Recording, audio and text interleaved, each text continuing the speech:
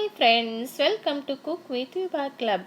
Friends, ನಾನು ಇವತ್ತಿನ ದಿನ ಮೆಣಸಿನ್ಕಾಯಿ ಪಲ್ಯ ಮಾಡ್ತಾಯಿದ್ದೀನಿ. ಇದು ಹೋಳಿಗೆ ಜೊತೆಗೆಲ್ಲ ನಮ್ಮ ಕಡೆ ಮಾಡೋದು, ಅಂದರೆ ಅದ್ರ ಜೊತೆಗೆ ಬಾಡಿಸ್ಕೊಳಕ್ಕಂತ ಮಾಡ್ತಾರೆ. ಜೊತೆಗೆ ನಾವು ಚಪಾತಿ ಜೊತೆಗೂ ಊಟ ಮಾಡ್ಬೋದು, ರೊಟ್ಟಿ ಜೊತೆಗೂ ಊಟ ಮಾಡ್ಬೋದು. ಒಂದು 4 ಸ್ಪೂನಷ್ಟು ನಾನು ಆಯಿಲ್ ಹಾಕಿದ್ದೀನಿ, ಮತ್ತು ಒಂದು ಅರ್ಧ ಸ್ಪೂನಷ್ಟು ಸಾಸಿವೆ ಹಾಕಿದ್ದೀನಿ, ಮತ್ತು ಅರ್ಧ ಸ್ಪೂನಷ್ಟು ಜೀರಿಗೆ ಹಾಕ್ತಾಯಿದ್ದೀನಿ. ಇದೆಲ್ಲೋ ಮೀಡಿಯಮ್ ಫ್ಲೇಮಲ್ಲಿ ಇಟ್ಕೊಂಡು ಮಾಡ್ಕೊಳ್ಳಿ, ತುಂಬ ಚೆನ್ನಾಗಿರುತ್ತೆ. ಎಣ್ಣೆ ಚಪಾತಿ ಎಲ್ಲ ಮಾಡ್ತಾರೆ ನಮ್ಮ ಕಡೆ, ಅದ್ರ ಜೊತೆಗೆ ಊಟ ಮಾಡೋದು ತುಂಬ ಚೆನ್ನಾಗಿರುತ್ತೆ, ರುಚಿ ಕೊಡುತ್ತೆ. ಇದು ಒಂದೇ ಥರ ಪಲ್ಯ ಉಂಡು ಬೇಜಾರಾಗಿದ್ದರೆ ಈ ಥರ ಒಂದು ಸಲ ಟ್ರೈ ಮಾಡಿ. ಮತ್ತು ಕರಿಬೇವು ಹಾಕ್ತಾಯಿದ್ದೀನಿ, ಇದೆಲ್ಲ ಫ್ರೆಶ್ ಆಗಿರುವಂಥದ್ದೇ.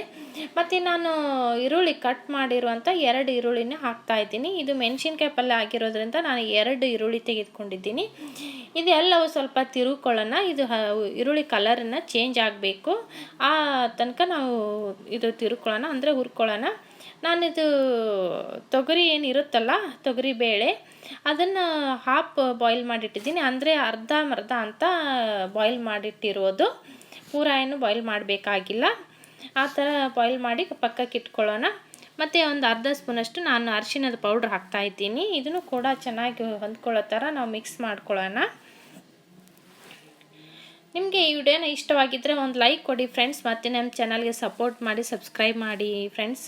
ನೋಡಿ, ಇದು ಮೆಣಸಿನ್ಕಾಯಿ ಚಟ್ನಿ ನಾನು ಮುಂಚೆ ಒಂದು ವಿಡಿಯೋ ಬಿಟ್ಟಿದ್ದೆ, ಆ ಥರ ಹುರ್ಕೊಂಡು ಪೇಸ್ಟ್ ಮಾಡಿ ಇಟ್ಟಿರುವಂಥದ್ದು. ಇದು ಖಾರ ಜಾಸ್ತಿ ಇದ್ದರೆ ಕಡಿಮೆ ಹಾಕ್ಕೊಳ್ಳಿ, ಇಲ್ಲ ಕಡಿಮೆ ಖಾರ ಇಲ್ಲ ಅಂದರೆ ನೀವು ಜಾಸ್ತಿ ಹಾಕ್ಕೊಳ್ಬೋದು, ನೋಡ್ಕೊಂಡು ಹಾಕ್ಕೊಳ್ಳಿ. ಇದು 1 ಬೌಲಷ್ಟು ಹಾಕಿದ್ದೀನಿ ನಾನು ಬೇಳೆ, ಇದು ಬಾಯ್ಲ್ ಮಾಡಿ ಇಟ್ಟಿರುವಂಥದ್ದು, ಅಂದರೆ ಅರ್ಧ ಬಾಯ್ಲ್ ಮಾಡಿ ಇಟ್ಟಿರೋದು. ಖಾರ ಜಾಸ್ತಿ ಇದ್ದರೆ ಜಾಸ್ತಿ ಹಾಕ್ಕೊಳ್ಳಿ ಬೇಳೆ, ಇಲ್ಲ ಕಡಿಮೆ ಹಾಕ್ಕೊಳ್ಳಿ. ಉಪ್ಪು ರುಚಿಗೆ ತಕ್ಕಷ್ಟು ಹಾಕಿ.